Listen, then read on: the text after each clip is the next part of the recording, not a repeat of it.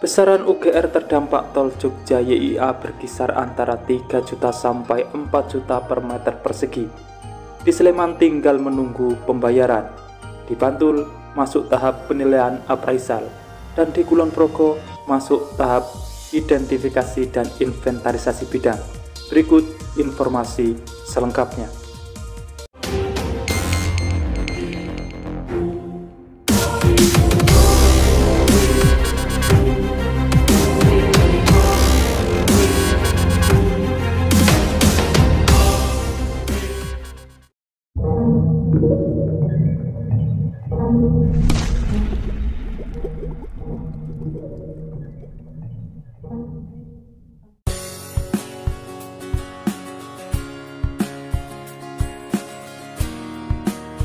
Seperti biasa, sebelum berlanjut ke pembahasan, dukung selalu channel ini dengan cara subscribe dan nyalakan loncengnya untuk mengikuti update informasi pembangunan di setiap harinya. Pelaksanaan pengadaan lahan untuk proyek pembangunan jalan tol Jogja Solo Kulon Progo paket 3 yang menghubungkan dengan Bandara Yogyakarta International Airport di Kulon Progo terus berjalan. Di Kelurahan Tirto Adi yang menjadi junction trase jalan tol ini, tahapan pengadaan lahan sudah sampai musyawarah. Artinya, tinggal menunggu validasi dan persetujuan Lembaga Manajemen Aset Negara untuk proses pencairan uang ganti rugi. Musyawarah penetapan bentuk ganti kerugian atas objek pengadaan tanah pembangunan jalan tol Jogja YIA di Padukuhan Rajek Lor dan Rajek Ngemplak, Tirto Adi telah digelar beberapa waktu lalu.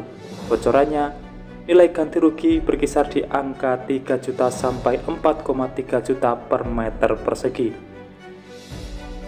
Carik Tirto Adi Muhridwan mengungkapkan, musyawarah dengan warga terdampak tol Jogja YIA telah dilakukan beberapa waktu lalu. Di Tirto Adi, 2 padukuhan dipastikan terdampak pembangunan tol Jogja YIA. Kedua padukuhan tersebut masing-masing padukuhan Rajek Lor dan Rajek Ngemplak. Ridwan pun mengungkapkan kisaran nilai ganti rugi yang diterima warga terdampak. Nilai ganti ruginya di kisaran angka 3 juta sampai 4,3 juta per meter perseginya. Kebanyakan warga terdampak telah menyetujui nilai appraisal yang diberikan, meskipun sebelumnya ada warga yang menilai bidang tanahnya belum dihitung. Tetapi setelah dimusyawarahkan sudah mendapatkan kesepakatan. Di daerah Tirto Adi, jalan tol Jogja YIA melewati kawasan permukiman warga, sehingga bidang tanah terdampak jalan bebas hambatan lanjutan tol Jogja Solo ini juga banyak yang berupa permukiman ketimbang lahan pertanian. Maka dari itu nilai UGR-nya dipastikan tinggi. Ridwan juga menambahkan rencana relokasi 5 makam terdampak pembangunan tol Solo Jogja YIA di Kelurahan Tirto Adi terus dimatangkan. Gambarannya, ada sejumlah makam terdampak tol yang direlokasi menjadi 1 makam. Ada pula makam yang saat direlokasi akan dipisah menjadi 2 makam. Secara umum, 5 makam yang dilewati proyek tol Solo Jogja YIA di Tirto Adi dapat dibedakan menjadi 2. Pertama, makam yang terdampak tol Jogja Solo, dan kedua, makam yang terdampak pembangunan tol Jogja YIA.